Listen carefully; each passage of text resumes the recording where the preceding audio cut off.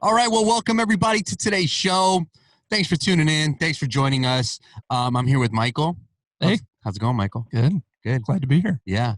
Well, before we dive in today, we are so grateful that you would join us. If you haven't yet, we would love for you to subscribe to our YouTube channel, subscribe to our podcast on Apple Music, on Spotify, on Google Play, whatever platform you prefer. But we just love connecting with people. You know, people leave comments, they send us emails, and we just love that conversation part of it, where it's hey, this is my room, this is what I need, what would you suggest? And we just love that. And we also love hearing other people's opinions on the things we talk about on the show. So don't be afraid to kind of hit us up. We just love that aspect of it. So yes, subscribe. And we have been talking about like giveaways and what that looks like for those who are subscribers, people who follow us on Instagram or on Facebook. We're going to start doing certain things on those platforms. It'll be nice. Yes. And so if you want to be a part of that, you're definitely going to want to subscribe. Don't miss out on that because it's going to be sweet. But today we do have a special guest. But before we introduce our guest, Michael, how was your New Year's, man? Oh, it's fantastic. Yeah? Yeah. Sat on my couch, watched a movie with the kids. What movie? We watched Soul. Oh, dude. That was great. So good. Yeah. So good. Really good. Oh, I loved it, man. Jamie Foxx just killed it. You know what? And I think who did the voice? The Tina Fey, right? Was it a Tina Fey who did the voice of the girl? I don't even know. I can't remember. But I loved it because it was like black culture, music, jazz, and I just love it. The soundtrack was amazing. So good. So good. And like Jamie can really play and sing. And so for me, I was reading the credits and Trent Reznor composed a lot of that. I believe it. Yeah, like, that dude is. That kind of surprised me, but yeah, he's like incredible. A genius. He's like a musical genius. Yeah. And so, my New Year's, what did I do? It's kind of similar. Normally we do big parties. We go to big parties. Can't really do that whole thing. And we just stayed at home. I think we watched Soul that same night, bro. I'm not even kidding. I think we were doing it simultaneously. So, yes, I really enjoyed that movie. And, the holidays were good. The time off was good. We got 2 4-day weekends in a row. Yeah, that was amazing. Oh, it was amazing. Yeah. Yes. Well, today we have a great guest with us. We have Dominic Pace, who's the technical director at ResLife Big Rapids, good friend of mine, and just love working with him. And so I just want to welcome you to the show, Dom. Thanks for joining us today. Hey, thanks, Christian. Thanks, Michael, for having me. And hey, it was Tina Fey. Was it? Who was the voice of 22. Yeah. We watched it too this weekend. Yeah, nice. What did you think, man? It was fantastic. It was a little sad. I'm not gonna lie. Yeah. There were parts that just got to me. Let me just say this. So, my wife liked it. Shout out to my wife, Connie. And but she wasn't like me and my son. Both me and Nathaniel, we were like all teary-eyed, and he like crept closer to the TV. Like at the end, he was like all like into it and emotional. And my kid, he's not that kid. So to me, I was like, whoa, this is a big deal kind of thing, right? Wow. But then my wife was all hating on us afterwards, like, it was okay. I don't know why you got all emotional. But we had a lot of fun watching it, man. And the soundtrack. I will have to say, like, we're dog people, and the fact that there was a cat with a soul, I'm not sure about that. I'm just not sure about that. I don't know how I feel about that theologically or just in life in general. But no, it was a fantastic movie. Dude, I'm with you, man. I'm with you. The only redeeming part was that Jamie Foxx was the actual cat. So that's it. Other than that, no, we love cats too, guys. All right. Sometimes. Well, let's dive in. We've done a couple of projects in 2020 together, Dom, yourself, with Parkway. And but before we dive into those projects, the first question I wanted to ask you is, how did you land as a technical director for a church? Tell a little bit about your story, your journey. Give us like the 5-minute version of kind of like how you got to where you are today. Sure. Well, there's a real short version. Was the guy before me left and went to another church, and So I was technical stuff has always been something that's been real in my wheelhouse of anything from network infrastructure, software, hardware. It's always been one of those things where I've just really always gravitated toward it, never made a profession out of it, but always been like the guy that people went to when there was, a computer need or an issue or something need, tech support. Other than my father-in-law, that guy calls me like every week, can't figure out his Apple phone, but that was, that was really how I kind of got into things. And the guy before me, we worked real close together because that was his job and that was one of my strengths. So whenever you can pair up something that you enjoy doing and that you're good at with your job, that you get paid to do, I think is always a benefit and a plus. And then he took another position at another church. So they kind of came to me, and I was actually the discipleship pastor. I still am the discipleship pastor here at ResLife in Big Rapids. So I was, in charge of small groups and a lot of different ministries, a lot of our first impressions ministries. And then all of a sudden there's this technical aspect. And I'm going to be honest, I had never touched a soundboard until a year ago. Never even touched it. I was on the worship team, but I was a vocalist, never played an instrument. I maybe knew how to turn on our sound system, and that was it. And now all of a sudden, like, hey, you're the guy who's supposed to be able to do it all and know it all and teach other people how to do it all and know it all. And that was really just something that it's been a big learning curve for me this last year to be able to go from absolutely knowing, nothing about that technical aspect other than just helping out from time to time to now being the one that everybody looks to make things happen. So that's really been something, it's been a journey for the last year. That's cool. That's really cool to hear. I actually want to dig into that a little bit. So how has that been going over the last year? Because I'm sure there are plenty of people who can relate to you on that front. Early on in my journey, I related to you. I totally relate to what you're saying. And I'm sure Michael did as well. It's like, hey, I got hired to do this job and, I'm still green. Now I got to figure it out. It out. Yeah. Yep.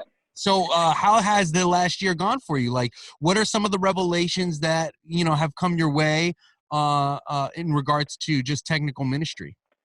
I'll tell you, it's been, there was a time period, especially jumping into technical, church ministry in the middle of a pandemic when everybody is going on, online. And we have been real fortunate to, even before this, we've been live streaming our service. But really, it was more of an afterthought. Yep, we're going to have our main front of house, our big worship experience on a Sunday, have 1,000 people there, and we'll live stream it at home for anybody, who can't, happen to make it on a Sunday. And that was really our thought process. And then all of a sudden, March hits, and the entire focus is what kind of the quality of product that now you're putting out on for a live stream. And I'll just be, honest with everybody who's listening, and maybe you guys have gone through this, but man, there were some Sundays that I dreaded Monday because I knew that after we got done with Sunday, and I was like, oh man, that was not our best, foot forward that we were doing there. Whether it was Facebook didn't work, or the YouTube stream died, or, all of a sudden the audio mix wasn't very good. And just really, there's a personal struggle that I went through, and really God just used that to say, you know what, it's not a concert. People aren't paying, I always make the joke now, hey, if you don't like the worship experience on a Sunday morning, I'm really sorry. We're doing the best we can, and I will refund 100% of your ticket price. Nice. I don't think Hillsong will do that. but really, that's, and just understanding and having the grace for ourselves, because I think as technical people, we want everything to be right. We want that, we know what sound we're looking for, and we know the graphics, and we know, all those things that we're shooting for. And then all of a sudden when we don't feel that we measure up, we feel, for me personally, it all of a sudden now that's a reflection of man, I'm not real good at my job because all of a sudden, Sunday service, Facebook crashed and half the people, couldn't watch it and they had to watch it later. And this didn't work or that didn't work. And, so that's been probably one of the biggest things, the hurdles for me to overcome this last year was just to say, you know what, we're going to do the absolute best that we can, and give ourselves a little grace once in a while to say, you know what, that's okay. We're not, especially if you're at a small church. I know some churches have, more staff, and I'm a paid staff of one and a volunteer army. So how much pressure do I put on a volunteer who's given their time to come in and mix sound and do camera and production and everything else? So to be able to say, I'm grateful for them to do that, but then also not expect the same product that we're putting out there to be the product that somebody else is, and getting into that comparison of, well, man, I watched Elevation Worship and man, they were just tight on everything, and they got like 16 cameras and everything sounds so good. And then I go to mine, I'm like, man, I got one camera and there was that one part where the guitar was just terrible and it was out in front of everything. And, and of course, we want to, for God, we want it to be our best.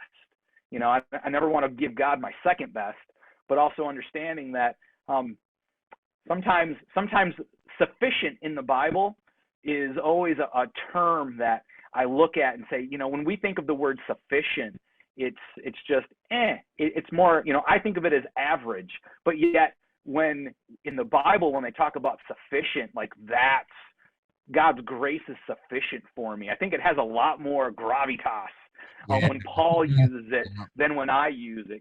How was worship service? It was sufficient, Right. But yet, hey, God's grace is sufficient to, for all of your needs. It's like, oh, okay, well, I think that word carries a little more weight than maybe I give it credit for. Yeah, no, thanks. Good. Thanks. Yeah, absolutely. Thanks for expanding on that. Yeah. And, I just love hearing about people's journeys and kind of what they go through. And we can all relate to that, Sure. Because we all look to the bigger and the better. It's like, man, if I just had this or if I just had that, but yet innovation comes when you don't have. That's when you innovate the most, right? When you're trying to, I think of a great example of a buddy of mine in Grand Rapids. Like they couldn't afford to put LED walls at every one of their locations, so they just built their own. They literally made their own. And I was like, and so they innovated for themselves.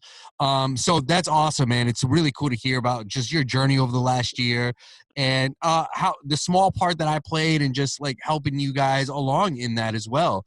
I just love your church. I love your leadership and what you guys are doing.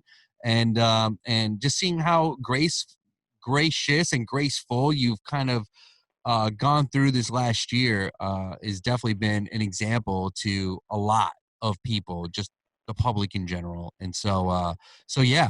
Well, I wanted to dive a little bit into just kind of the projects that we did last year. And the first one being so let's start here. You guys reached out to us and it was interesting how it worked out, but basically you needed a new sound system in your main auditorium, in your worship space. Yeah. And how did you guys arrive to that? You guys are already reaching 1,000 people, growing church, vibrant. And so what was the decision? Why did you need a new PA? What were some of the desires you guys had for this project? Or the challenges. Yeah, or the challenges, right. Okay. Yeah, I think like most churches, it was one of those situations where what we had, I think our PA was about 13 to 15 years old, between the soundboard and the amps and the speakers and everything. And of course, some of our speakers started to go bad, and all of a sudden our old, and of course when they first bought it, it was a digital soundboard. It was like the first generation of digital soundboards that they had, and remember and what so that was? that was a Personas. Okay. and I don't remember the model. I know that it still had like a FireWire port on the back of it, you know, to plug in. It was. Did you have two of them? You know what though? It did a great job for a lot of years. But we also, you know, knew that, all right, are we just gonna, you know, bits and pieces put things together, or are we gonna look at more of an overall comprehensive, you know, change to what we had? And, you know, our room had dead spots in it. And if you stood here, you'd hear one thing. And yet if you went to, you know, the third row on the right side, you heard something else. And we just really wanted to, you know, what we didn't want is what we've had in the past. And that's, even for me, a bunch of guys that don't know a lot saying, hey, let's come in and let's do this and let's put it together. We said, hey, let's go out and find some people that know what they're doing, that this is what they do. But B, for us, it was really about, and to your credit, having a relationship with someone, you know, when you guys came up and you looked at our facility, and then we just sat down and talked. And when you started asking us questions about, well, what do you want? What are you looking for? Not just, hey, here's the top of the line, you know, speakers and board, and here's what we think you should do. You guys took the time to really ask us a lot of questions. And I know that, you know, one of those things that we were talking about early on was even just the board that we were using, because we knew that it was going to be a learning curve to go to a different board. We were, you know, from the Personas to whatever. And I actually think at that time, if I can say this, we were looking at a Behringer X-Wing, which I know is, you know, a lot of churches use those. And one, you know, and you guys just asked the question, why do you want that one? And I think our answer was, I don't know. That's what somebody else told us that we needed to have. And then you guys really started to dig in and say, okay, you know, look at what we needed as a church and as a facility, and then kind of create what you created around really what our need was. And, you know, we, you know, landed on the Allen and Heath SQ series, the SQ7 for our front of house board. And, you know, looking at, hey, here's something that when you have volunteers, this is going to be easy, you know, to use. This is going to be able to be trainable on. There's lots of good, you know, not only are there a lot of good videos, but this is also something that somebody doesn't have to have a, you know, technical degree to figure out and how to make it work. And that was really our first experience with, you know, with Parkway and with you guys. But it was really, you know, it was the relationship. You know, I knew that if I had a problem with something, you know, Christian, how many times did I, you know, call you, text you, hey man, I'm trying to do this on the board, and I don't remember how to do it. Can you let me know? And man, I'm real thankful you didn't charge us for all those times that I either, you know, talked to you on the phone, or you like drove up here to, like, you know, check something out for us. Yeah, It was, you know, and that's really, you know, for us, that meant so much to know that if there was a problem, especially somebody who doesn't, you know, is not a sound engineer or a technical expert, to be able to say, you know what, I don't know the answer, but you know what, I know who does. And there were even a couple of times, you know, that you didn't have the answer, but you were willing to like go the extra mile and get it for me. And absolutely, you know, that really, you know, that project really helped us say, you know what, we have somebody who we can have a relationship with, not just someone who's going to come in and hang some speakers and put in a board for us. Right. Yeah. No, that's great, man. Thanks for everything you just said. And but it's also been great to work with you guys. You know, it's a two-way street, you know, and it's just I just love that process. I love the process of just coming in and trying to understand. Because again, like what we always say about Parkway is we're a solutions-based company. We're not just selling gear, you know? And so, what we ended up going with for your auditorium was a Danley sound system, which we felt like was going to be the best, both in quality and in price, you know, to meet your budget.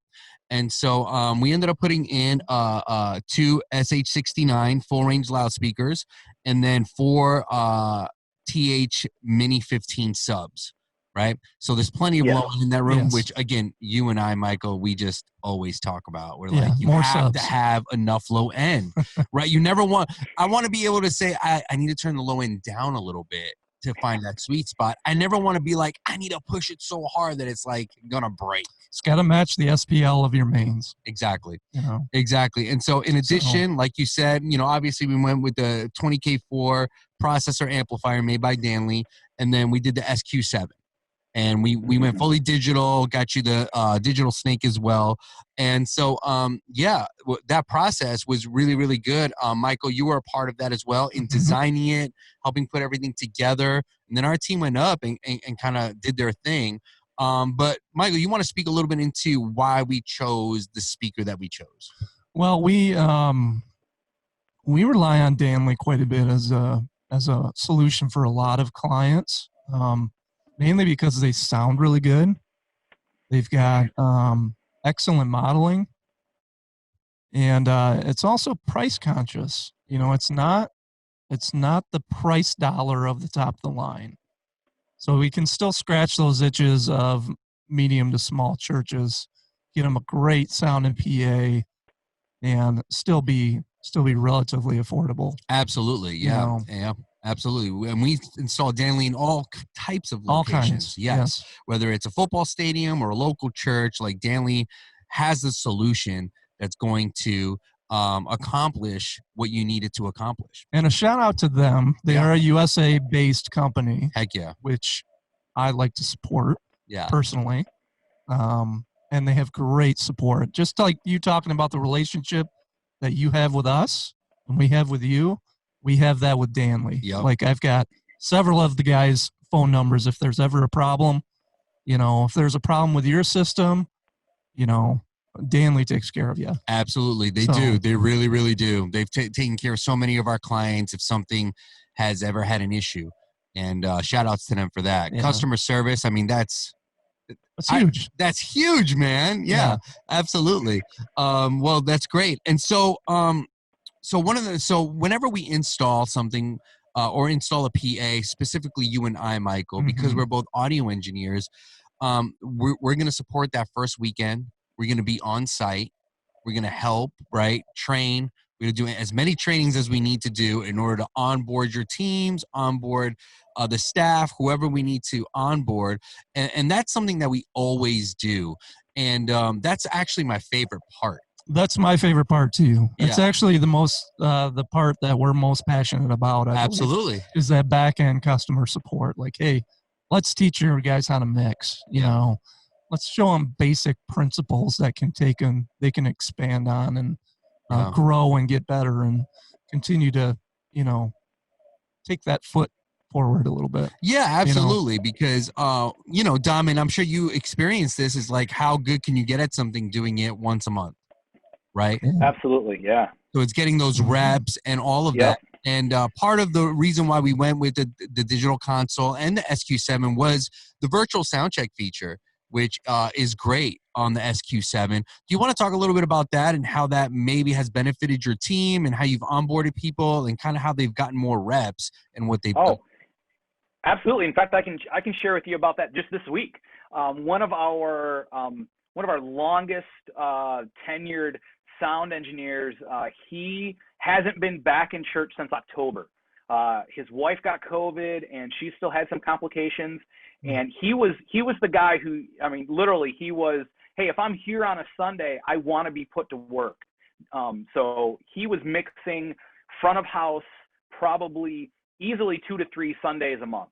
And then anything else that we needed him for. He was that solid guy. And then all of a sudden in October, you know, they had to step back and he has not been back at church. And just this last week, he was able to come back and I said, hey, would you mix our live stream for us? I know you haven't been back in a while, but I'm trying to get some more guys who have, you know, knowledge to do that. Would you come in and do that? And he's like, yeah. So he came in for an hour last Thursday, and with virtual sound check, I actually had recorded one of our Christmas services practices that we did. So we had a lot of footage to work with, and he was able to go through and just spend 2.5 hours that he normally wouldn't be able to do because you'd only be able to do it when the band was here live. He could come in on a Thursday morning and spend that time getting those reps in of, oh yeah, how do I do gait and compression? Oh, yep. And remembering all of those steps that, and all of those things, to really, then being able to come back on Sunday and be able to mix a really good quality online sound for us. If it weren't for the virtual sound check, that wouldn't have happened. It would have taken him, 3 weeks of being able to come at practice time and mix to be able to do what we were able to do in just a couple of hours. Yeah, that's amazing. awesome. That is awesome, man. And that's the whole reason for the tool. That's it. Yeah. That's why we recommend it. That's why we use it ourselves. Yeah. I use it at my church, you use it at your church, and it's an invaluable tool. But taking a step back real quick, let's dive into a little bit, Dom, what your experience and what ResLife's experience was with our team that came and actually installed the new PA in your room, and ran all the lines and kind of did all the work. What was that experience like working with our teams, whether it was a project manager or our install team? What was that like for you guys? Yeah, that was real seamless. And actually, for me, it was the first project that I was the lead, the head person on, and we did it soup to nuts with Parkway. It wasn't, we didn't do anything. We didn't take down any. You guys came in and ran all the cables, did everything. And the time and efficiency that you guys did it, you said, hey, we're going to be here at, 8 o'clock in the morning, and the guys were here ready to go. Everything was done. I'm going to be honest, I wasn't real sure, just because of the past experience that we had with other contractors. When you said, yep, we're going to come in on a Monday and that thing will be ready to go on Sunday, in the back of my head, I was like, oh man, I better have a plan B. Yeah. We're going to have we're going to have acoustic worship because, I got a little PA system, that we'll have to run off of. But man, I think it was maybe 2.5 days. And then we did training. And then that first Sunday, Christian, you were up, mixing for us and really training, training our guys how to take over and do that. I was up on Wednesday, I believe, to tune it. Absolutely. Yeah. With the tuning. Yeah. Right? Yeah. So, Wednesday. And I think it was a Monday start. And on Wednesday, you guys were dialing everything in. That was fun. Yeah, it was, honestly, we had just came out of a building project 2 years ago. So we were still in that, yep, we've worked with a lot of contractors, and yep, they say they'll be here on this day, but yep, maybe it'll be 2 weeks later, and all of those things. So there was, we were kind of cautious about your timelines and everything else, just because we'd never worked with you guys. And I'll tell you, that was one of the things that, even as we continue to move forward, and we've done other projects now since then, being able to say, yep, if they say it's going to be this day and this time, they know what they're doing and what they're talking about, and I can trust that. So it was really good. But it was, we'd even talked about just when your guys left, there was no mess. There was no anything. It was, everything was taken care of. So that way, when you guys pulled out whatever day it was, Thursday or Friday, when everything was all done, that it was, okay, now it's time to get ready for Sunday. Yeah, that's cool. That's awesome. Yeah, and we just love to shout out our guys, our team that, is behind the scenes, and they're, making sure we get all the equipment and that it gets up to you, and they transport it, and they're there on time, and then they install everything. Put it in the building. They put it in the building, and they bolt it up. Yeah, do all the physics and math that they need to do, right, while they're putting it up and following specs and all that. But man, like, that is one of Parkway's greatest strengths, is the whole task force together, all the moving parts, and everybody supporting one another. And so thanks for sharing that, Dom. Yeah. Well, in addition to that, we actually did, so we installed, I think, in February. Is that right? That sound about right? That sounds right. Yep. Yeah. And so we installed in February, and then, all of a sudden March hits.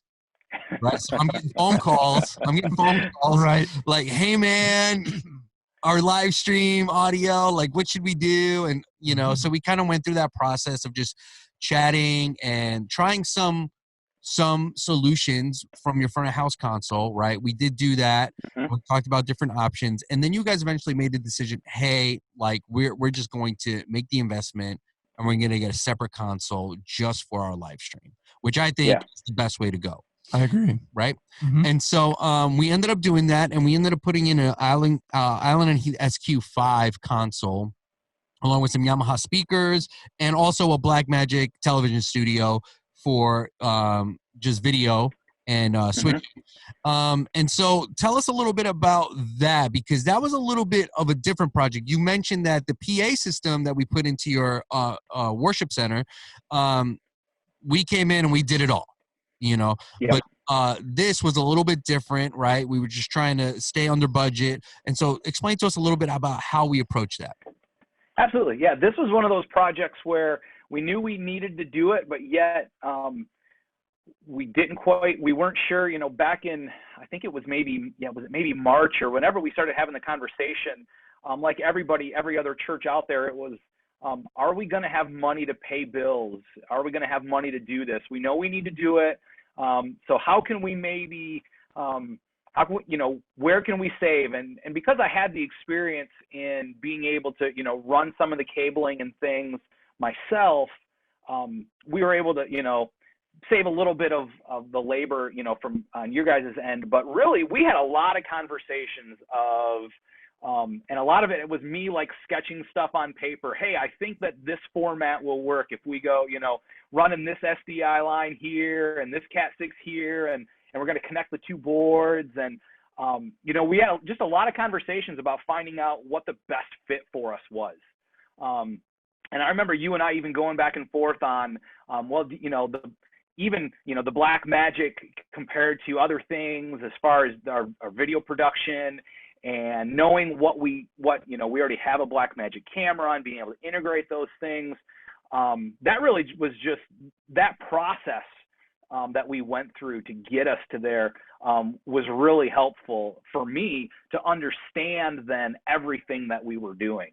You know, the fact that we stayed with the Allen and Heath and went with the SQ5 board meant that every sound tech that I had that knew how to use an SQ7 knew how to use the SQ5 just on a smaller scale. Yeah. And that made the world of difference when we're all of a sudden now we're looking at being all, you know, everything was on live stream and everything was being done that way. Being able to have guys that had enough confidence and training to be able to step into that role. Now, granted, it's a different animal mixing live stream than it is front of house. And that's one of the biggest things that we've been learning. You can't just throw the same mix that you throw in your front of house mix to your live stream and expect it to sound good. Right. There's a whole nother, you know, that's a whole nother thing right there. But really with that project, as I started to learn more of, you know, about how to do my job, I really felt that you guys helped to support us in not saying and just saying, you know what, we'll, you know, not just ordering pieces for us and just getting us gear, but really having that relationship and those back and forth conversations of, hey, I think about, you know, I think that this would work. What do you think? And what about this? And being able to ask those questions to somebody and feeling okay to say, yep, even though I know your company isn't coming in and doing everything soup to nuts like you did on the last job, knowing that you guys were totally okay with the fact of saying, yep, we're going to, you know, we're still going to be there and give you guys assistance and guidance. And that meant the world to me, because it meant that you guys just weren't out for, you know, the quick buck and the paycheck. Because again, you know, we're looking for somebody that we can have a relationship with for years down the road, and being able to, you know, to build that now, you know, take our whole broadcast studio, which is my office right now, which I'm gonna give a quick, I'm just gonna give a quick look right here. Yeah, show us. Yeah, this, yeah, everything is like jammed over here in my office, and we do all of our mixing and video production now in my office, which it was never designed for, but it works out really well. And really the best thing that I could say that what we've been able to do is the components and the infrastructure and everything that we put in works. And isn't that, I mean, that's really, I feel that as a technical director, I want stuff that works. Right. You know, I don't want every week to be having to, you know, oh, I've got to rerun these lines, and oh man, that piece of technology, I spent a lot of money on it, but it really doesn't work the way I want it to. Everything just works, and it's really good. And that's really, you know, this project has been one that that was definitely outside of my normal wheelhouse of projects to do, because it had a lot of different elements that I was learning, and, you know, as we were doing, again, never touched a soundboard, you know, a year ago, to all of a sudden now, hey, we need you to put together a video production, you know, room and mix for live stream and integrate camera signals and computer feeds and put it out on, you know, on different media platforms and what that looks like, and have it be really good too. But really being able, you know, being able to do that has just been great. Everything that you guys suggested, and again, I know I don't feel that it was, hey, you need to get this because we're going to make the most money off of it. It was, hey, this is what's really going to fit your need the best. Well, in that, I want to go back on what you said. It just works, you know, because that's the ultimate goal in your environment, is to eliminate any kind of distraction that may occur and allow the message to transpire out where it needs to go. Absolutely. Yeah. You know, I look on, like, on a Sunday, a win for me is when problems arise, did anybody other than the three guys next to me know that there was a problem? You know, if we're able, if something comes up and something doesn't work, and we're able to quickly and efficiently fix it so that it doesn't mess up the message, that's a win. Because we all know that there's going to be gremlins on Sunday and things that happen. So, yeah. Yeah, no, that's awesome. I just love that. And just to reiterate, so you ran all the lines for this, and then one of our techs came out and actually terminated all the lines for you. And so we partnered with that. And then I just came up, you know, one day and just helped with some programming and the console, making sure that the mixers were talking to each other. And we were off, you know, to the races at that point. You know, you did a great job, Dom, just doing your research and watching videos and learning how things worked and all of that sort of thing. And so you're proactive. And so that just makes our job way easier, honestly. You know, but that's what we love. We love that symbiotic relationship where it's like both of us coming together and figuring it out and getting the best product and solution for you. So how has that journey been with live stream? I know you mentioned that mixing for live stream isn't exactly one-to-one with mixing for front of house. You know, we did a whole series. I think we did a couple of we talked podcast episodes early on, right when the pandemic hit. So if you guys want to go back and listen to that, feel free to. But it is a different beast. You know, maybe live you're using one kick mic, but then when you go to your live stream, you're like, man, maybe we should have two kick mics or two snare mics, right? Because we're not getting, you don't have the acoustics in the room to, you know, help with the overall sound. So do you want to explain a little bit about how you've kind of approached that just for our absolutely. Yeah. And it was a lot of trial and error. You know, there are some, you know, if you went back and listened to all the services, especially early on our YouTube channel, there are some that were more errors than trial.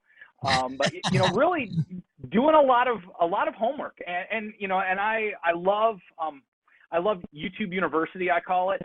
There are a lot of good, great, you know, resources out there for understanding, you know, how television and computer speakers are different than the monitors that I have even in our studio to mix, compared to even, you know, the speakers and the system we have in our PA for front of house, and frequencies, vocals, really being able to do that. And I'll tell you, one of our best practices that we've come up with is we do 3 services at our church, and we only live stream one of them. So we will actually come in on a Sunday morning, and we will mix our first service. And then we'll go back and we'll actually mix it. And we have I call it my test Facebook page. I have a Facebook group that's not public. It's just private that we can stream to, and we'll record to it. And then we'll go back and listen to it during the message. And then be able to say, okay, you know what, that part of the song, boy, those guitars were too hot. Yep, we want to be mindful of that. Or that vocal was needed some tweaking there. And you know what, I really didn't hear the snare, so we need to work on compression there. And just being able to every week, because we have, out of 4 to 5, Sundays a month, I might have 4 to 5 different people doing it. So to have some of those best practices where we can go and be able to just say, okay, every week we're gonna EQ everything. Every week we're gonna record the first one. We're gonna listen to it.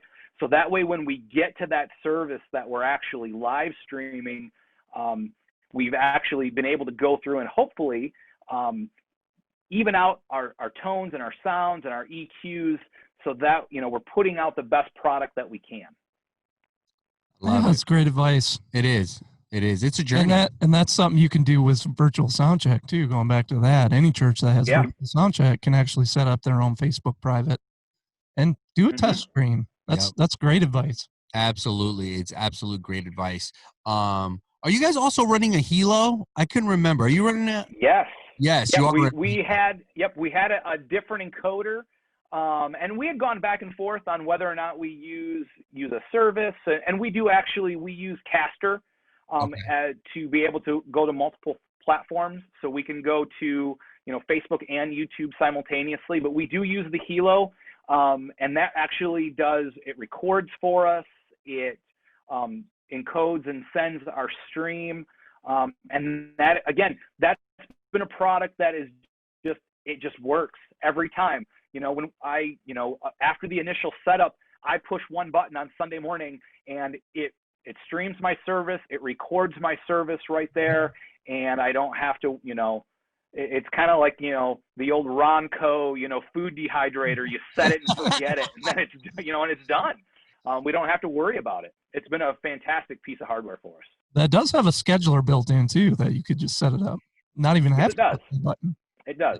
It does, but sometimes you're a little afraid of that. You're like, it's gonna work. If everything happened at the exact same time every Sunday, I would be okay with using the scheduler. Sure. Start the 5-minute countdown at 2 minutes till. Right. Yeah. I live in that world. So, well, that's awesome, man. Thanks for sharing. All right. Well, let's dive into a little bit of just more of like a personal thing, like technical director kind of questions. What are 1 or 2 pieces of advice that you would give to somebody who, is interested in tech, whether it's audio, video, lighting, any one of those, but is kind of like just coming up and just, looking for ways to get involved, or, maybe one day wants to be a full-time staff person at a church, or maybe go on tour with somebody? What 2 pieces of advice would you give them? I would say the first thing is get plugged in somewhere. Find an opportunity to, if you have that gift and talent and you want to use it and grow it, the only way to grow anything is to use it. So I would encourage everybody out there, if your goal is to, tour with Hillsong and be, their audio engineer, fantastic.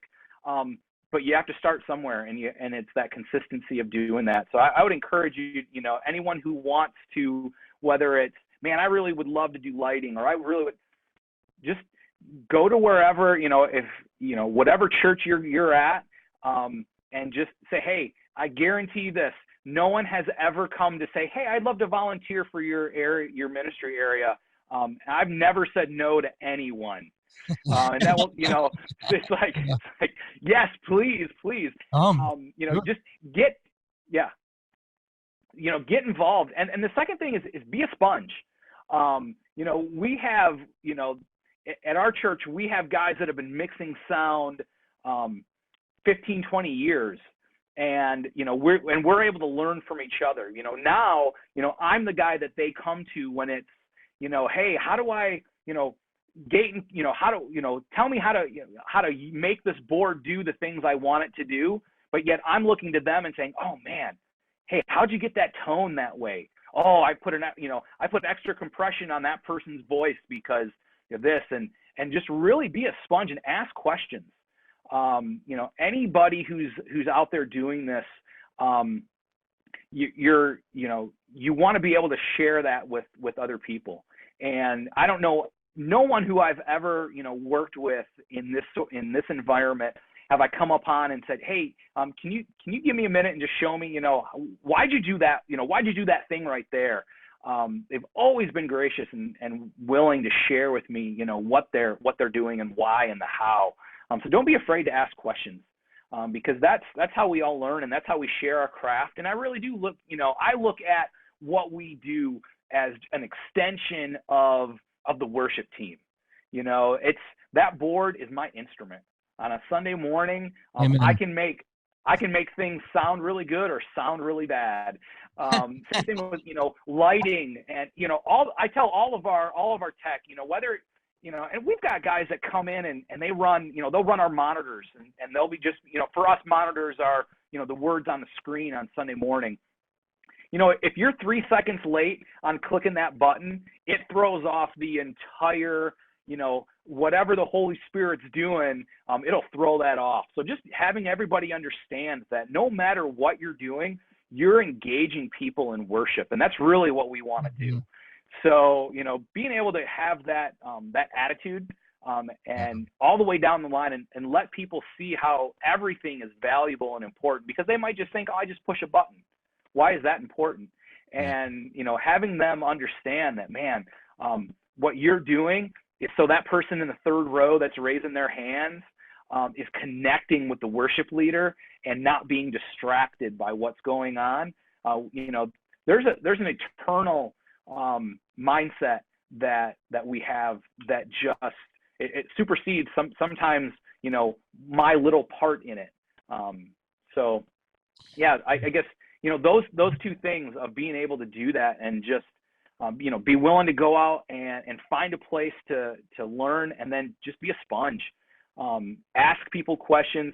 YouTube. There's tons of great content, but I can watch all the content, but until I put it into practice, then I, kind of like I can watch every weightlifting video out there, but until I actually go to the gym, it doesn't do me any good. Absolutely, man. Yeah, I love the sponge thing. We're ever learning. I mean, we're always learning. We're always learning. I'm still learning and growing, and watching videos just like you, and, mix with the masters or whatever, lynda.com, there's so many resources out there. There's some great 12-year-olds on YouTube that teach you everything. Oh yeah. They're amazing. Yeah, my kid's about to start one. I'm going to begin learning from him. But, all right. So, let's do this. We're going to do the speed round real quick. Okay. All right. You ready for this? I'm ready. You nervous? A little bit. I have a little sweat right now. It's not bad. All right. So we're going to do a quick speed round. I'm just going to ask this and you just answer as you wish. So your favorite go-to mic. You need a microphone, something last minute that you didn't plan for, and you need to grab it and go. Shure SM58. Okay. It just works. It works. I love it. Yep. If all of a sudden on Sunday morning somebody wants to add a vocalist and I don't have a mic set up, that's my first mic I'm going to grab. I'm going to plug into the wall, because I know that no matter what, even if the youth group kid used it as a hammer on Wednesday, I know it's going to work on Sunday. It's rugged. Might not smell that great, but no. Yeah. So you got we Lysol all of our microphones. We clean them all up. We're COVID conscious here. Yes, I do. Before COVID, I was right. Yeah, absolutely. Because then when I asked the vocalist to eat the mic, I don't feel bad. I'm like, it smells nice, clean. Go ahead, get close. Yeah. Let's do this. Yeah. Awesome. All right. Beatles or Rolling Stones? Beatles. Yes. Hands down. Amen. All right. Michael, I see dissension in the ranks here. I am a very slow to like Beatles guy, but I'm coming around. Okay. I'm coming around. Yeah, man. I have really good friends who hate the Beatles. Yeah, I just saw that new documentary on Disney Plus, or the teaser for it. The teaser, yeah. That's fantastic. The guy who did Lord of the Rings, right? Greg Jackson is doing it. Mm-hmm. Yeah. So have you ever seen 8 Days a Week? The one that Ron Howard did? Nope. Oh man, you got to watch that doc. It's so good. Yeah. All right. Last song you listened to. And whatever song in the car last night. What's the last song? I hope it's embarrassing. What is it? I don't think it is. I'm just trying to think. This morning, last song I listened to, I think it was Champion. I think it's Elevation. Okay. I'm pretty sure that was in my playlist this morning for the gym. So love it. Yeah, baby. Yeah. Getting it. All right. What was today? What did you lift? You run? What'd you do? Today was chest day. Today was chest day. Yeah. So I get the privilege of working out with our lead pastor. I won't call him senior because he's not that old, but with our lead pastor, and he takes some pot shots at me because I don't know if everybody can see this, but I've been growing the stash out now for about a month and a half, and he likes to take pot shots on Sunday morning. So I take every opportunity I can, especially once we hit the gym, because he put on his COVID-15, and let's just say I kept working out through COVID, and he kept eating cookies through COVID. So whenever we get the opportunity to work out together, I like to put it to him. So today was chest day. Yeah. Well, let me just say the stash is amazing. I love it. Well, thank you. I love Thank it. you. Yeah, as long as your wife likes it, dude, go at it, man. Tolerates it. She tolerates it. I love it. I love it. I'm taking that as a win. Yes. Praise God for gracious wives. My wife wouldn't do that. No. Yeah, my wife actually, I was growing a beard out and pretty big. And then she was like, can you please trim it? And, so I trimmed it. That's what we do. Yeah, keep them happy. Keep them happy, man. Right. Happy wife, happy life. We just came out of the holiday season. Favorite Christmas movie? Elf. Boom. That's a universal answer. It's not Christmas if I don't watch Elf. Right. I'm saying that's probably the first one we watch every season. Yeah, now my wife, she does a lot of, I say we, I'm going to be honest. I've seen a lot of Hallmark movies over the years. She will watch every, Hallmark movie. There's a list printed off on my refrigerator right now of like every Hallmark premiere movie that they had coming out in December. No. But God bless. But I just yelled at my kids. I'm like, oh, we're watching Elf tonight. And, and that's how it's Christmas, because, nothing says Christmas like, candy canes and burping Coca-Cola. And singing loud for all to hear. That's the best way to spread Christmas cheer. Exactly. Yes. Awesome. Well, Dom, thanks so much for joining us today, man, and just spending some time with us. I'm looking forward to, I know we got some things in the docket or some things we're working on. We got some updates for you, so we'll be in touch soon. Very soon. Very, very soon. And, but thanks so much for joining us, man, for trusting us, to work with you. And for being a part of the podcast today, man. Yeah, thanks. Absolutely. Thank you guys for all you do, man. Absolutely, man. We'll be in touch. All right. Happy New Year. Happy New Year.